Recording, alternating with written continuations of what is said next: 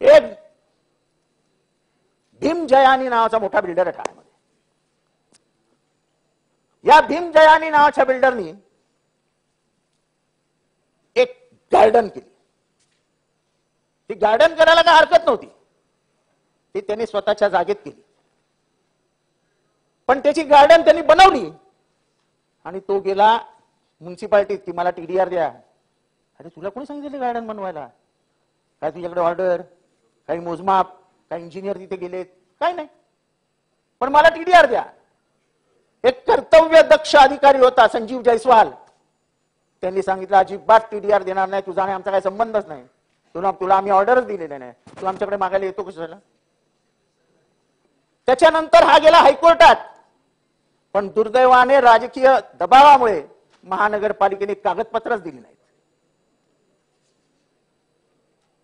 आता जर कोर्टाला कागदपत्र मिळालीच नाहीत तर एवढ्या मोठ्या जागेचा टीडीआर हा भीम जयानीला मिळणार का? मिळावा? भीम जयानीने महानगरपालिकेच्या सांगण्यावरनं केलंय का? उत्तर नाही आहेत. मुख्यमंत्री महोदय समोर बसलेत, मला माहिती आहे त्यांना ह्या प्रकरणातली काहीच माहित नाहीये, काही माहित नाहीये. या भीम जयानी प्रकरणामध्ये चौकशी लावा. तुमच्या खालच्या अधिकाऱ्याने भीम जयानीशी हात मिळवणी करून करोड रुपयाचा टीडीआर खाण्याचा प्लॅन केलेला आहे. आपण याच्यावर चौकशी लावा. अध्यक्ष महोदय, हा भीम जयानी मी देतो ना.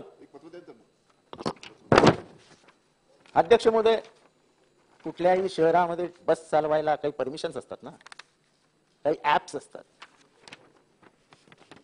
असं सिटी फ्लो आणि मायलो अशा 2 बसेस आमच्याकडे चालतात without any licence from the transport department. There is no licence from the transport department.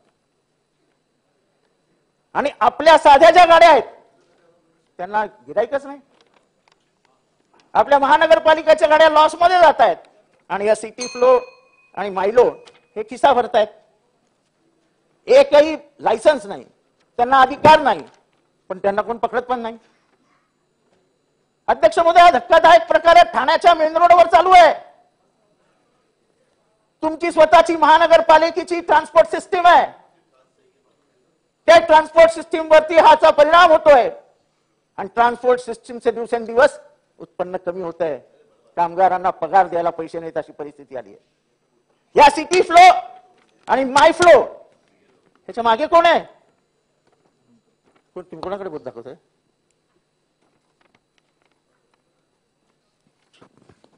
जरी आरटीओनी काही नोटीस वगैरे दिली तर तो माणूस घेतो आणि खाली टाकून देतो आणि तिचं दररोजचं काम चालू.